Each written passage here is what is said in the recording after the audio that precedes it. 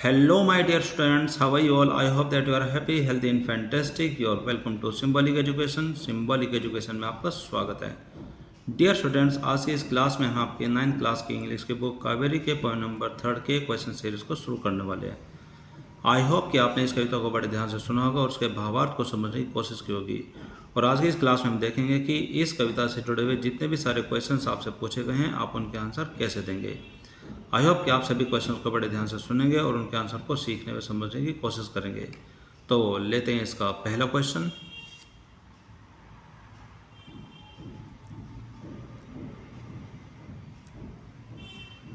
तो dear students, जैसा कि आप यहाँ पर देख सकते हैं कि आपके सामने लिखा है फर्स्ट क्वेश्चन, जो कि आपके रिफ्लेक्ट एंड रिस्पॉन्ड में पूछा गया है. तो फर्स्ट क्वेश्चन में आपको करने क्या है, इसमें लिखा है कि वर्क इन पेयर्स यानी कि समूह में काम करेंगे. आप स्टूडेंट्स के कुछ ग्रुप तैयार करेंगे और उसमें आपको कार्य करना है. क्या करना है कि discuss what all you see in a garden, यानी कि आप बगीचे में जो भी कुछ आपको दिखाई देता है आप उसके बारे में डिस्कस करेंगे, विचार विमर्श करेंगे.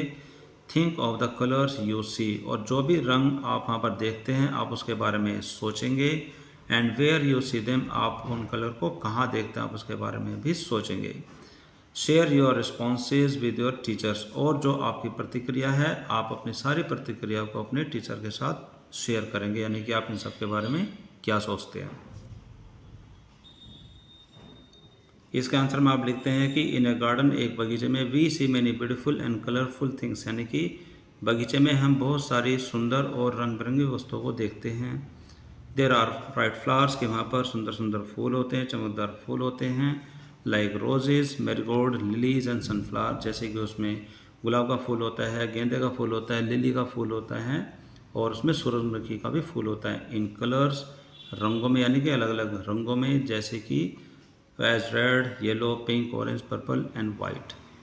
The leaves and grass are green, और वहाँ पर जो पत्तियाँ और जो घास होती है वो हरे रंग की होती है.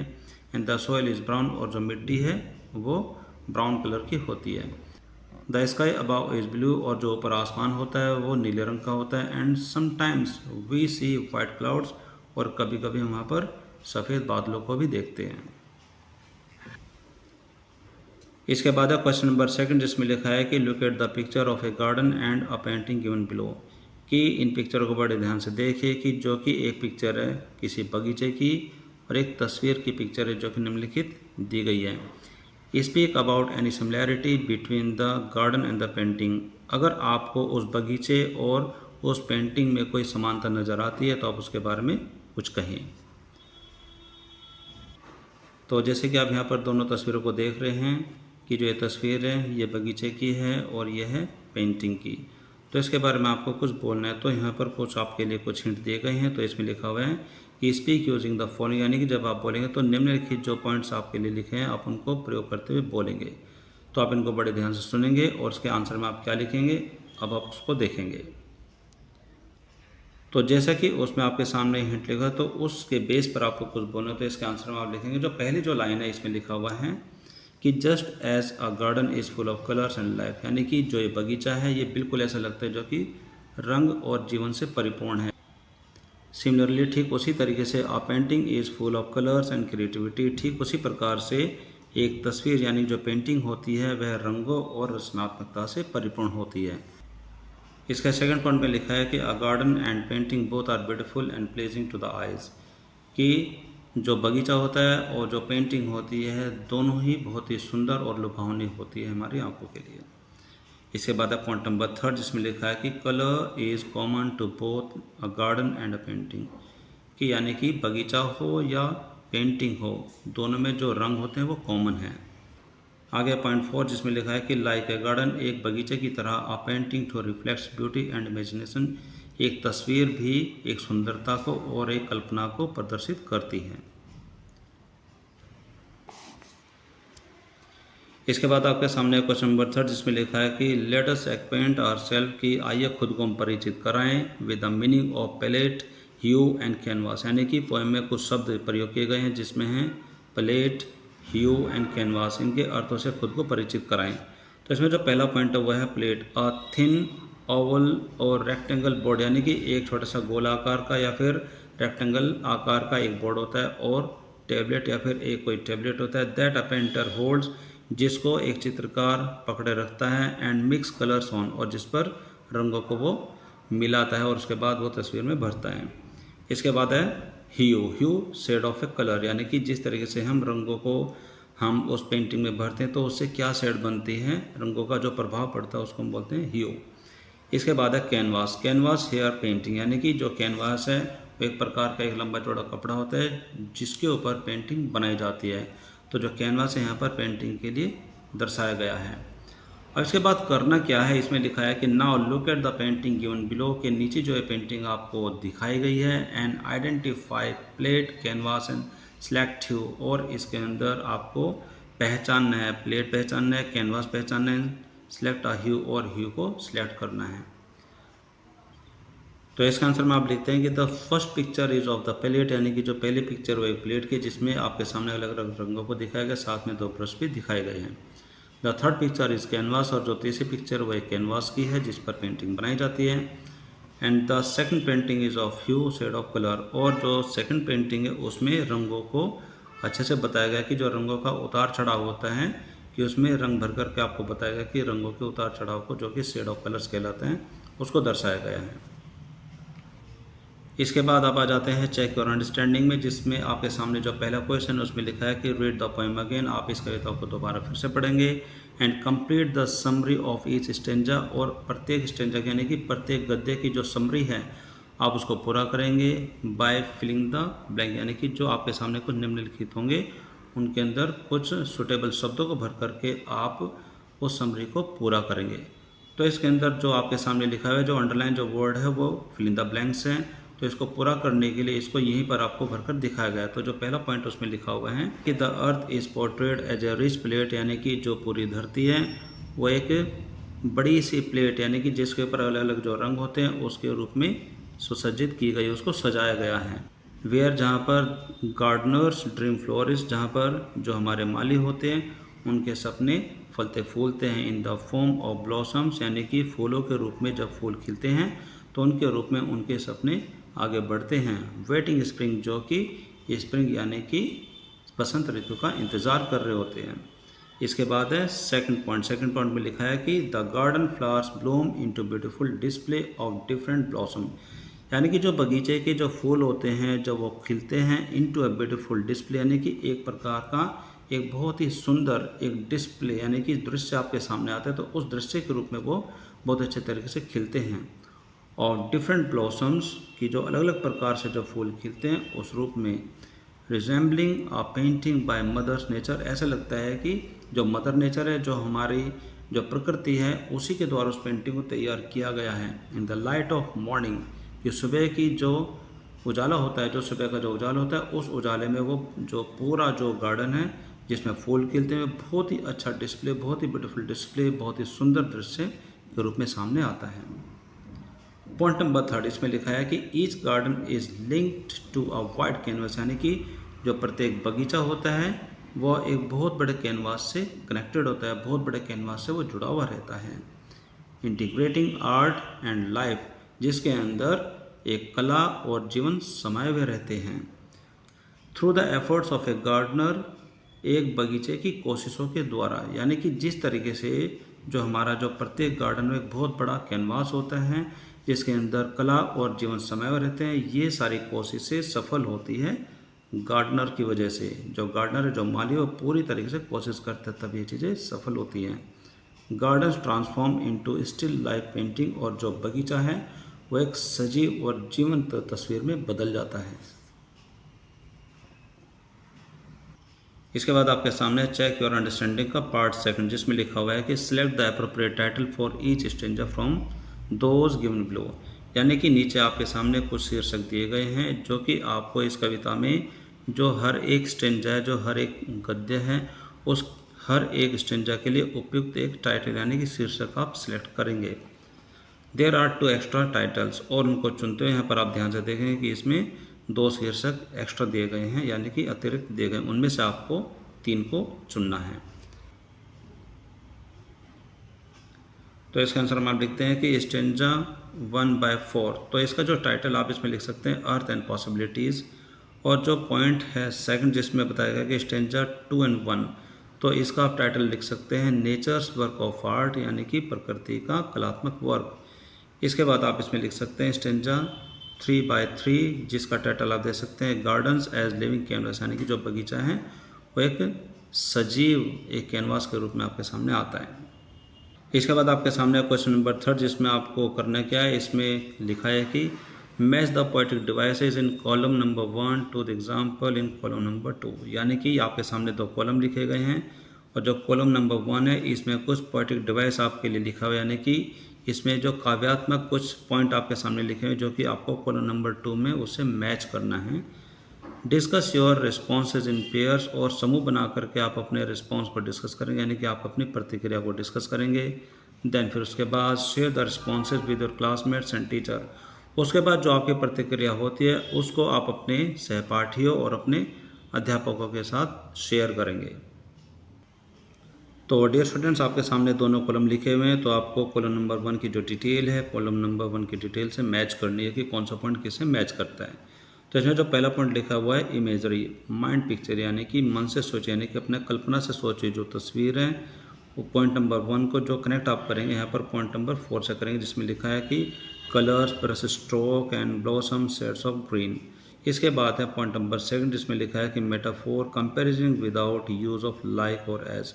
यहाँ पर एक तुलना की गई है जिसके अंदर लाइक भी नहीं लिखा गया है और इसमें एज बिना इनके कंपैरिजन के मेटाफोर का प्रयोग किया गया है, जो कि आप इसमें लिखेंगे पॉइंट नंबर 6 से कनेक्ट करेंगे, जिसमें लिखा है कि garden as picture, plot as canvas, seed as brush stroke, जिसके अंदर जो बगीचा है वह पेंटिंग के तौर पर कल्पित किया गया है, यानी कि उसकी कल्पना की गई है।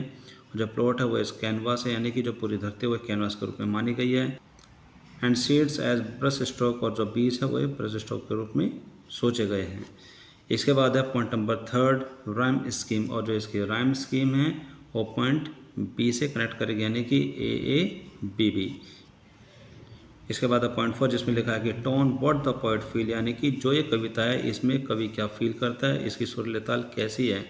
तो जो इसकी जो टोन है वो पॉइंट 1 से कनेक्ट होती है, जो कि एप्रिसिएटिव, यानी कि प्रशंसा करते हुए, यानी कि तारीफ करते हुए एप्रिसिएटिव की टोन है। इसके बाद है पॉइंट 5, जिसमें लिखा है कि mood what the read feels, यानी कि जो पाठक है इस कविता को पढ़ करके किस मूड में जाता है, यानी कि पाठक का मूड कैसा हो जाता है। तो इसका सीधा कनेक्शन जाता है जॉयफुल, यानी कि इस कविता को पढ़ने से जो पाठक का जो मूड है वो जॉयफुल हो जाता है, यानी कि वो खुशी से भर जाता है, उसको बड़ा अच्छा लगता है। इसके बाद है पॉइंट 6, जो कि स्पीकर है। स्पीकर का जो कनेक्शन है, यानी कि जो बता रहा है, जो कह रहा है, वो उसका कनेक्शन किससे है, वो सीधा सीधा है गार्डनर से, यानी कि माली से।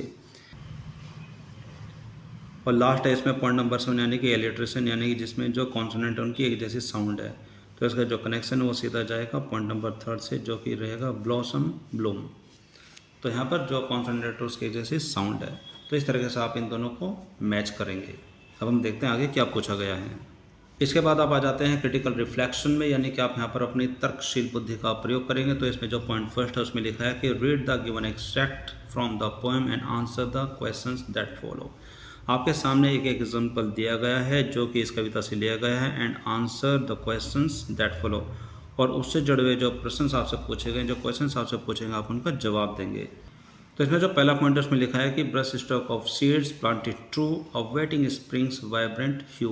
अब यहाँ पर जिस तरीके से बीजों को वहाँ पर बोया जाता है तो बीजों के बोए जाने की जो प्रक्रिया है उसमें यहाँ पर उसको ब्रश स्ट्रोक कहा गया है, प्लांटेड ट्रू, जो कि बहुत ही अच्छे तरीके से जो मिट्टी की गहराई उसके अंदर बोया जाता है। अवेटिंग स्प्रिंग्स वाइब्रेंट ट्रू, और जिस तरीके से वे अब बसंत ऋतु के आने का इंतज़ार कर रहे हैं। जो बसंत ऋतु आता है पूरे एक झंझनाहट के साथ आता है, एक पूरे वाइब्रेट करते हुए आता है, तो उसका वो इंतज़ार कर रहे होते हैं। तो यहाँ पर जो पहला पॉइंट उसमें लिखा है कि the poet has used a metaphor in brush strokes of seed, यानी कि पोएम की इस लाइन में जो आप पढ़ते हैं brush strokes of seed planted true, तो यहाँ पर जो ब्रश ऑफ स्ट्रोक्स है ये एक मेटाफोर के रूप में प्रयोग किया गया है। Which options from those given below uses a metaphor. अब नीचे आपके सामने 4 पॉइंट्स देखे हैं, इसमें से कौन सा पॉइंट है जो कि मेटाफोर के रूप में प्रयोग किया गया है। तो इसका आंसर आप लिखेंगे। तो आंसर के लिए आप इसमें चुनेंगे पॉइंट पी को, जिसमें लिखा है कि she has a heart of gold, यानी कि उसका हृदय सोने का है। तो इसमें लिखा है कि हियर हार्ट ऑफ गोल्ड, यानी कि जो यहाँ पर हार्ट ऑफ गोल्ड का मतलब है कि इज अ मेटाफोर, एक प्रकार का उपमा अलंकार है। For kindness without using like और एज, यानी कि जिसका मतलब होता है दया, करुणा, जिसमें कि ना कि लाइक का प्रयोग किया गया है, ना ही एज का प्रयोग किया गया है, तो सीधा इसमें मेटाफोर लिख दिया है हार्ट ऑफ गोल्ड। इसके बाद अब पॉइंट सेकंड जिसमें आपको करना है क्या, इसमें लिखा है कि कंप्लीट द सेंटेंस अप्रोप्रिएटली, यानी कि यहाँ पर एक सेंटेंस आपके सामने लिखा है, आप उस सेंटेंस को बड़े अच्छे तरीके से पूरा करेंगे। तो इसमें लिखा है कि the phrase planted true is significant because it implies, यानी कि इस कविता में जो ब्रश स्ट्रोक्स ऑफ सीड्स के बाद जो वर्ड आता है प्लांटेड ट्रू, ये भी बहुत ही महत्वपूर्ण है, क्योंकि यह हमें बताता है, क्या बताता है कि that the seeds are planted with sincerity care and honest effort of the gardener, यानी कि जब भी कोई माली बीजों को बोता है तो बीज बोए जाते हैं बहुत ही अच्छे तरीके से, केयर पूरी देखभाल के साथ, एंड ऑनेस्ट एफर्ट और पूरी ईमानदारी की मेहनत के साथ उन बीजों को बोया जाता है। इसके बाद है पॉइंट थर्ड जिसमें लिखा है कि why has the poet use the word hue instead of colours in the context. अब यहाँ पर एक वर्ड आता है ह्यू, उस ह्यू की बजाय कलर भी तो लिखा जा सकता था। तो क्वेश्चन आपसे ये पूछा जाता है कि कवि ने कलर्स की बजाय ह्यू वर्ड का प्रयोग क्यों किया है, तो इसका आंसर में आप लिखेंगे। तो इसका आंसर में आप लिखते हैं कि the word hue is more poetic and suggest a soft and unified and harmonious colours making the line sound musical and artistic. इसमें बताया गया कि जो ये ह्यू जो वर्ड है ये बहुत ही ज़्यादा पोएटिक है, यानी कि काव्यात्मक है, एंड सजेस्ट, और जो ये शब्द ये हमें सुझाव देता है a soft unified and harmonious colour, यानी कि जो एक रंग होता है जो कि बहुत ही कोमल होता है, जो कि एकता में बंध रहता है और जिसके अंदर एक बहुत ही सुरीले और ताल की फीलिंग आती है। मेकिंग द लाइन, उस लाइन को बनाते हुए साउंड म्यूजिकल एंड आर्टिस्टिक, यानी कि जिस पंक्ति में इस शब्द को यूज़ किया गया उस पंक्ति में जब इस शब्द को जोड़ा गया तो वो जोड़ने से वहाँ पर म्यूजिकल साउंड और आर्टिस्टिक साउंड, यानी कि संगीत में और कलात्मक जो आवाज़ वहाँ पर आती है। यानी कि कवि में क्या होता है, जो भी कविता लिखी जाती है उसके अंदर जो सेंटेंस का जो एंडिंग पॉइंट होता है उसको एक दूसरे से मैच किया जाता है, जिससे कि एक जैसी आवाज़, इसके अंदर संगीत में और कलात्मक दोनों ही तरीके से वहाँ पर सुर और ताल का संबंध होता है, इसी तरीके से उसको लिखा जाता है। इसीलिए इस ह्यू वर्ड को यहाँ पर मोर पोएटिक कहा गया कि और भी ज़्यादा काव्यात्मक शब्द है, इसी वजह से यहाँ पर कलर्स के बजाय कवि ने ह्यू का यूज़ किया गया है।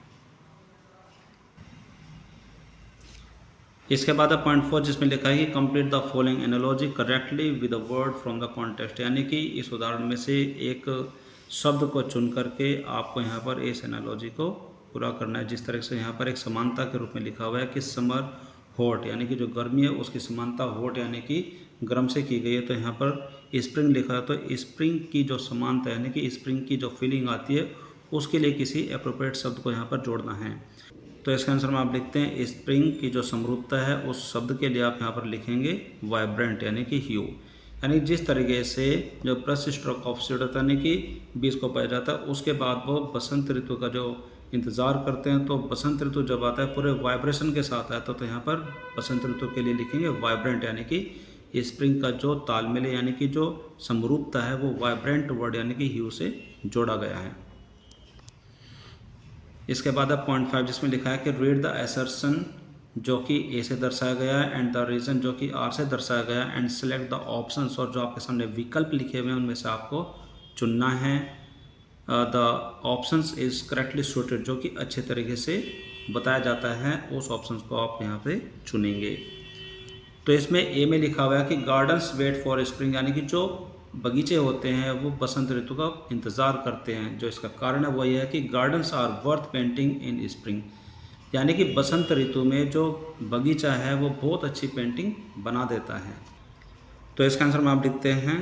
तो आंसर के लिए आप इसमें चुनेंगे पॉइंट ए को, जिसमें लिखा है कि बोथ ए एंड आर, यानी कि जो पहला पॉइंट यानी कि इसके अंदर असर्शन और जो इसका रीज़न है वो दोनों सही हैं। उसमें लिखा है कि जो रीज़न है is the correct explanation of A, यानी कि जो इसका असर्शन है उसके नीचे जो लिखा जो कारण है वो पूरे अच्छे तरीके से समझाया गया है, वही उसकी सही व्याख्या है।